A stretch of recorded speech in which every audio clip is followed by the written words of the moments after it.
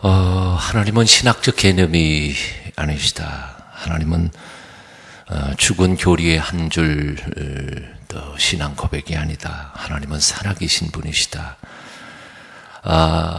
성경에서 말씀으로 태초부터 존재하셨던 그 예수 그리스도, 그분은 어두운 세상을 비치는 빛으로 우리 가운데 오셨고, 죽어가는 인생들을 살리는 생명으로 당신의 피조물된 모습인 인간의 모습으로 말씀이 성육신 되어서 우리 가운데 죽으러 오신 사랑의 제물이셨다.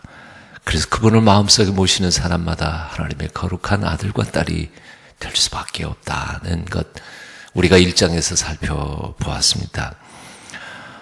예수님께서 이제 뒤따르는 사람들에게 어디 계십니까? 사실은 예수님을 배우고 싶다는 질문이었는데, 예수님께서는 그들에게 불교처럼 화두를 한 개 던지면서 묵상하라고 말씀하시도 않으시고, 영지주의자들처럼 어떤 비밀스러운 진리를 가르쳐 주심으로 구원에 이르게도 하신 것이 아니라, 다만 나를 따라오라, 그리고 내가 사는 삶의 모습을 보라, 그러면서 당신의 삶을 보여주시고 거기에서 구원을 발견하게 하셨습니다.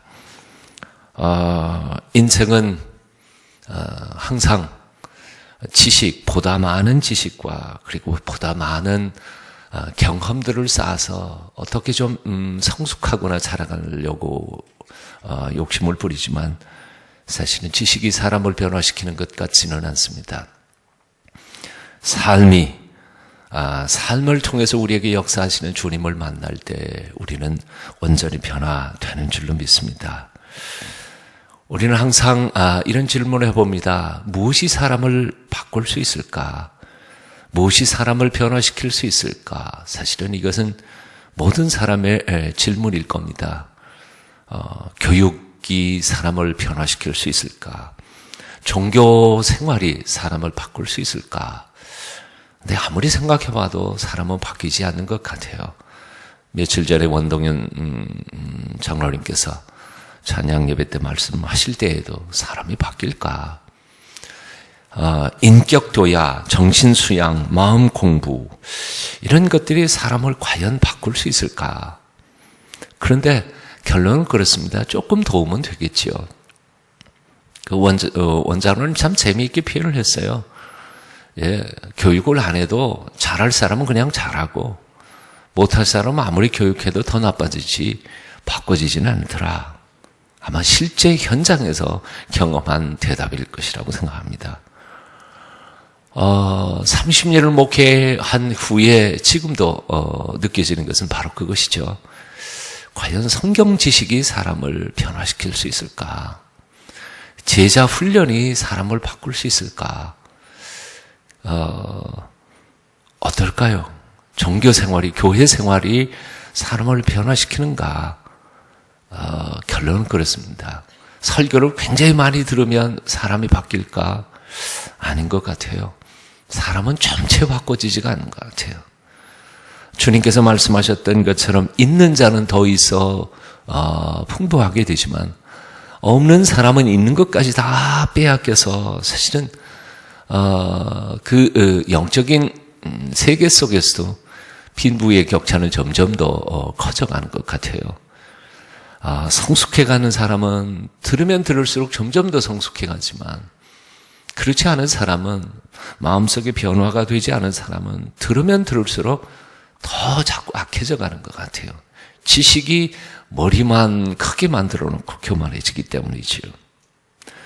아마도 오늘 본문에서 밤중에 예수님을 찾아왔던 니고데모라고 하는 유대인의 선생 혹은 유대인의 지도자의 마음속에 품었던 질문이, 그리고 그 밤중에 예수님께 듣고 싶었던 대답, 바로 이런 것이었으리라고 생각합니다. 자, 니고데모라고 하는 사람은 오늘 본문에 보면 유대인의 선생이라 혹은 유대인의 지도자라 그렇게 표현하고 있습니다. 그 선생 혹은 지도자라고 하는 사람의 첫 번째 특징이 있지요. 그건 문과니 다른 사람보다 정보를 더 많이 알든지 아니면 학문적으로 조금 더 깊이가 있든지 그래야 됩니다. 리더란 모든 군중들에게 어느 방향으로 갈 것인지를 그 방향을 제시하고 그 방향으로 이끌어가는 사람을 리더라고 정의를 했습니다. 리드하는 사람이죠. 그러니까 우리가 지금 살고 있는 이 세계가 어떤 방향으로 가야 합니다. 그 방향 제시를 할 수 없는 사람이라면 리더가 될 수 없죠. 그리고 그쪽으로 가는 방법, 어떻게 하면 그쪽으로 갈 수 있는지에 대하여 방향을 제시할 수 없는 사람이라면 그 또한 리더가 될 수 없습니다. 개역 성경에서는 유대인의 선생이라 그렇게 표현했습니다. 그래서 가르치는 사람이죠. 그냥 개인적인 한 개인과 개인을 가르치는 선생님이 아니라 유대인들이라고 하는 민족적 선생이었습니다.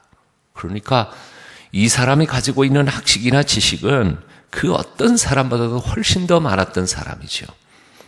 그리고 이 사람은 그 정도의 위치까지 올라간 것으로 보아서 굉장히 나이가 많이 들었던 사람이었던 것 같습니다. 인생에 다양한 경험을 했었던 정치 지도자입니다.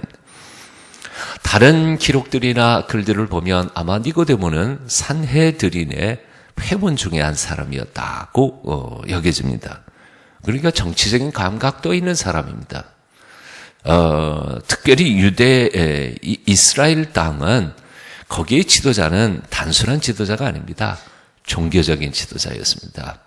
그러니까 신앙과 열정과 그리고 율법에 대하여 하나님에 대하여도 열심히 있었던 사람입니다. 첫째, 그런 지식이 있었습니다만 지식이 사람을 바꿀 수 없다는 사실을 누구보다도 절실히 깨달았던 사람이었습니다. 동시에 이 니고데모는 33살의 갈릴리 청년에게조차 뭔가를 배우기를 열망해서 밤중에 쫓아왔던 참 겸손한 사람이었습니다. 요즘 다 그렇지 않아요? 예. 남에게 뭘 배우려고 할 때 여러분 배웁니까? 참 듣기 싫어요. 심지어는 요즘에 아이들도 그렇지 않아요.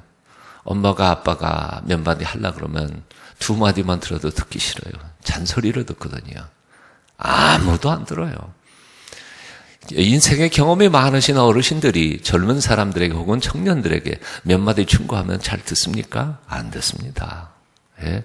내가 더 이 세상의 변화에 대해서 아빠가 살았던 세상보다는 훨씬 더 내가 더 잘 파악하고 있습니다. 그래 안 들어요.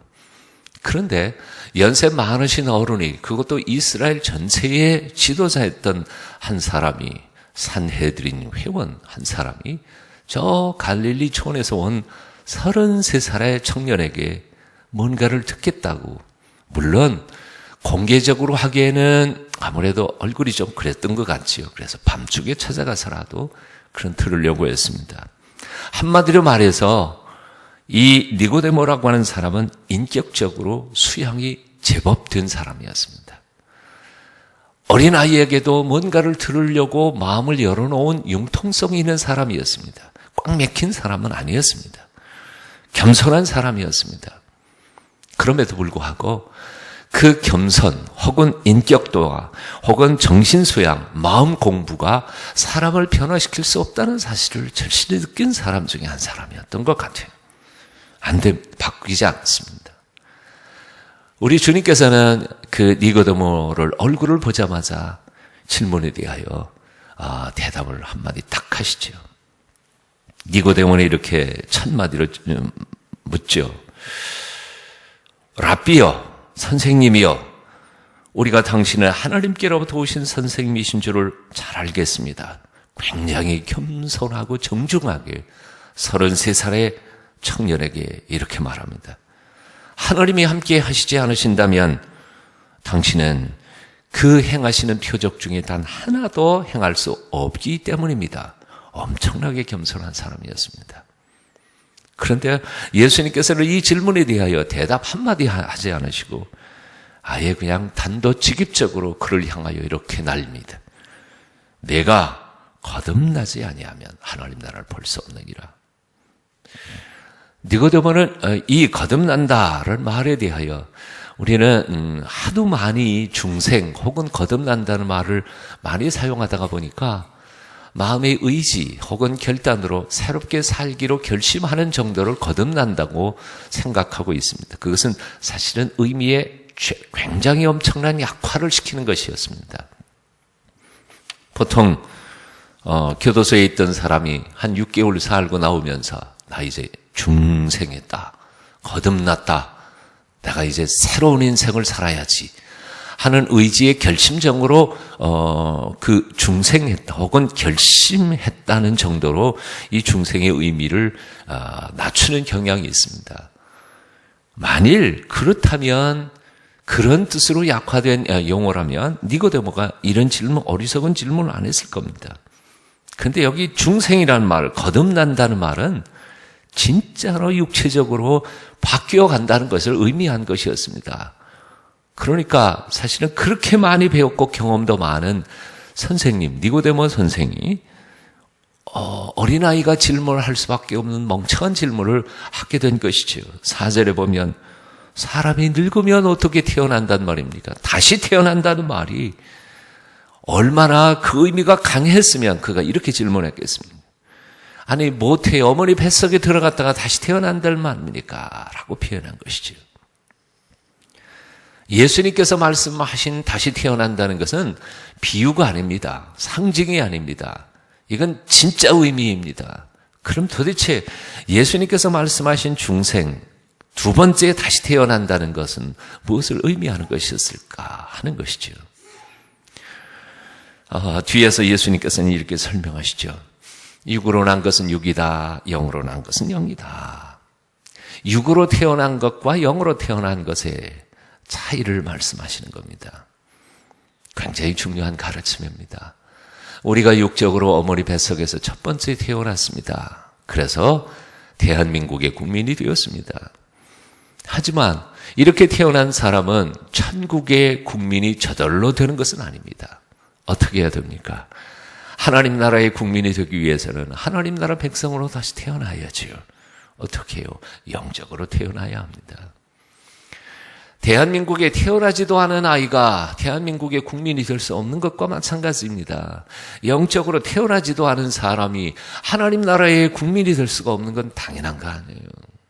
그래서 이것은 물론 이 육체의 눈으로 보도록 태어난 것은 아닙니다. 하지만 영이신 하나님의 눈에는 틀림없이 보이는 영적인 제2의 탄생이 없이는 결코 하나님 나라 백성이 될 수 없다는 것이지. 중요한 질문은 이것입니다. 동순교회 교인이 될 수 있는 것은 그저 등록만 하면 됩니다. 하지만 하나님 나라의 백성이 될 수 있는 것은 등록만 한다고 되는 건 아닙니다. 평생 예배당 뜰을 밟고 다닌다고 해서 하나님 나라의 백성이 될 수 있는 것은 아닙니다. 사도들의 신앙 고백이나 주기도문, 주님 가르치신 기도문을 100만 번을 웬다고 해서 주일 예배 꼬박꼬박 결석하지 않고 참석한다고 해서 하나님 나라 백성이 되는 건 아닙니다.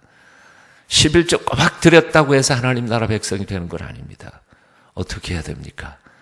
주님께서 말씀하셨던 것처럼 영적으로 다시 태어나야 합니다. 영적으로 다시 태어나지 않고는 하나님 나라의 백성이 될 수 없습니다. 자, 그렇다면 영적으로 다시 태어난다는 것은 무엇입니까? 여기 거듭난다는 말의 헬라어 원절에서는 두 가지의 의미를 가지고 있습니다. 두 번째 태어난다는 뜻도 있지만 사실은 위로부터 태어난다는 말이기도 합니다. 하늘로부터 태어나요. 우리는 어머니 뱃속에서 이 땅에서 태어났습니다. 이 육체의 몸이. 하지만 두 번째 영적인 몸은 하나님으로부터 태어나야 합니다. 어떻게요? 벌써 1장에서 이 사도 요한은 소개했습니다.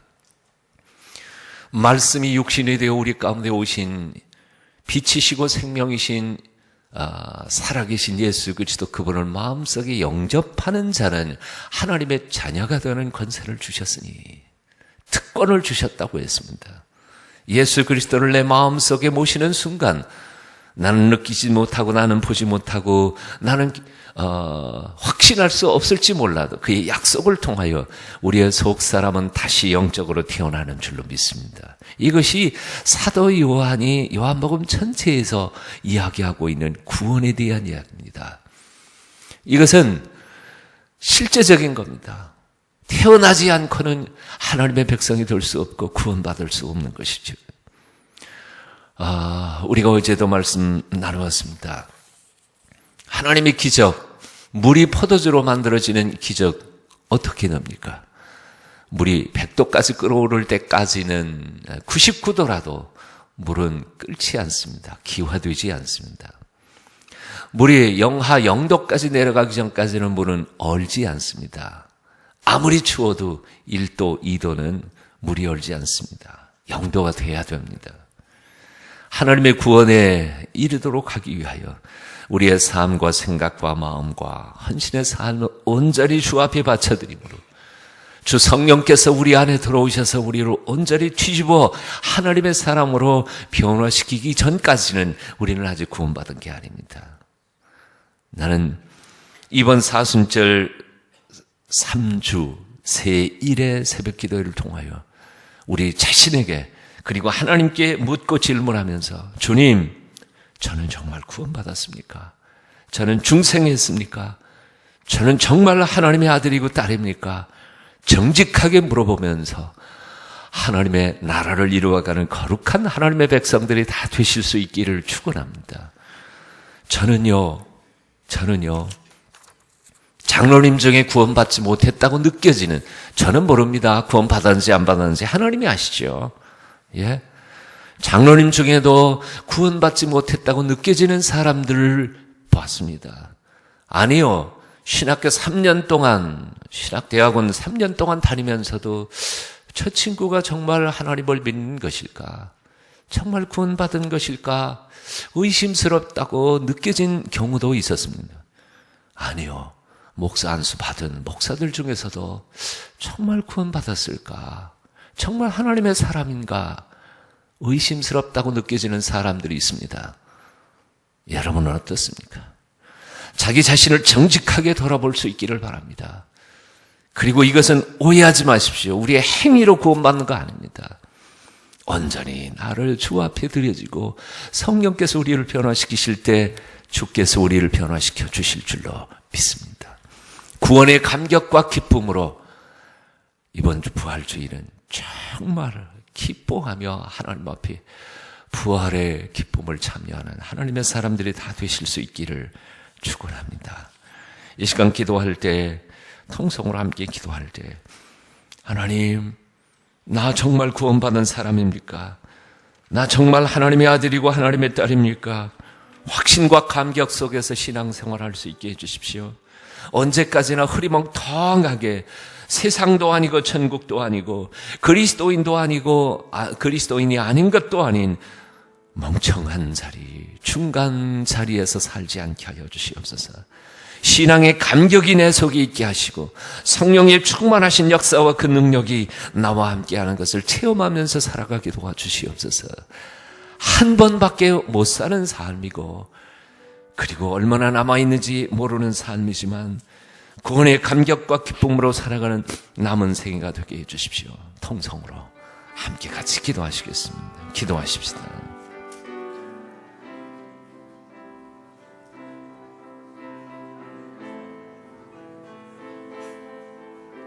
아버지, 오 존귀하신 아버지, 내가 거듭나지 아니하면 하나님 나라를 볼 수 없느니라. 내가 거듭나지 아니하면 하나님 나라에 들어갈 수 없느니라. 주님의 말씀 앞에서 우리 자신을 정직하게 돌아보는 하나님의 사람들이 되게 하여 주시옵소서. 지식이 사람을 바꿀 수 없고 인격 도야와 그리고 수양이, 마음 공부가 사람을 변화시킬 수 없는 성령께서 우리 안에 들어오셔서 우리를 변화시켜 주시면 우리가 바뀔 수 있음을 믿습니다. 우리 안에 오셔서 성령여 강림하소서. 주의 백성들을 온전히 하나님의 사람으로 다시 인쳐주시고 하나님의 온전한 일꾼들이 되게 하여 주시옵소서. 이번 기회에 내가 참으로 하나님의 아들인지 하나님의 딸인지 하나님의 거룩한 하나님의 사람들로 변화받는 놀라운 역사 되게 하여 주시옵소서. 변화시켜 주시옵소서. 역사하소서. 도우소서. 은혜 베풀어 주시옵소서. 예수님의 이름으로 기도합니다. 존귀하신 하나님을 찬송합니다. 참으로 신앙생활을 하면서도 흐리멍텅하게 신앙생활을 할 때가 한두 번이 아니었습니다. 한쪽 발은 세상에 한쪽 발은 교회에 놓아놓고 급할 때마다 이리저리 도망다니기에 바빴습니다. 내가 참으로 하나님 당신의 거룩한 아들이고 딸인지 우리의 마음속에 확신 주시기를 소원합니다. 이번 부활주일에는 참으로 굳건한 신앙 위에 굳건히 서서 내가 아는 교리나 지식으로가 아니라 나의 마음 중심에서부터 우러나오는 불꽃 같은 불타는 신앙으로 세상을 변화시켜가는 하나님의 사람들로 변화되게 도와주시옵소서. 성령여 이 아침 새벽에 우리의 마음을 찾아주시고 아직도 확신이 없는 주의 백성들의 가슴에 변화의 놀라운 역사, 축복을 더하여 주시옵소서. 맹물 같은 신앙이 아니라 포도주 같은 만나는 하나님의 거룩한 백성들로 변화받게 하여 주시옵소서. 우리를 통하여 하나님 남은 생에 하나님 기뻐하시고 나 때문에 누군가는 행복해질 뿐만 아니라 나 한 사람 있어 세상이 조금은 아름다워져가는 아름다운 하나님의 사람들로 살게 도와주시옵소서. 우리 동순교회가 그냥 수많은 교회들 중에 한 교회로 존재하는 것이 아니라 참으로 한국 사회에 없어서는 안 될 하나님이 기뻐하시는 살아있는 교회, 영성이 살아있는 교회로 존재하기를 소원합니다. 세상을 구원하는 교회 되게 하기를 소원합니다. 60살 먹었습니다. 이제는 실수하기는 너무 나이 많은 교회가 아닙니까? 이제는 실수하지 않는 교회 되게 하여 주시옵고 하나님의 놀라우신 축복에 선물들을 세상에 나눌 수 있는 하나님의 사람들 되게 하여 주시옵소서. 오늘도 하루 종일 요한복음 3장 묵상할 것입니다. 사도 요한이 그는 흥하여야 하겠고 나는 망하여야 하리라 한 고백, 아름다운 신앙의 고백을 묵상할 수 있게 하여 주시고 그래서 우리가 경쟁심 때문에 하나님의 교회를 망치는 사람들 되지 않도록 신앙으로 성숙하는 오늘 하루 살게 도와주시옵소서. 예수님을 마음속에 모신 사람, 거듭난 사람은 이미 구원을 받았고 아직도 예수 그리스도가 마음속에 없는 사람은 이미 심판을 받았느니라 하신 그 말씀이 우리 마음속에 충격이 되게 하시고 하나님 앞에 엎드려 기도하는 기회가 되게 하여 주시옵소서. 오늘도 주 앞에 아름다운 예물 드린 손길들을 복 주시옵소서. 이제는 우리 주 예수 그리스도의 그 크신 은혜와 아버지 하나님의 만극하신 사랑과 성령님의 감화 감동 서통케 하여 주시비 새벽을 깨우며 눈을 비비며 주님 앞에 나와 하나님 앞에 말씀 듣고 기도한 주의 백성들 한 분 한 분 머리 위에 저들의 기도의 제목마다 저들의 자녀손들 위에 지금부터 영원까지 함께 계시기를 간절히 축원하옵나이다. 아멘.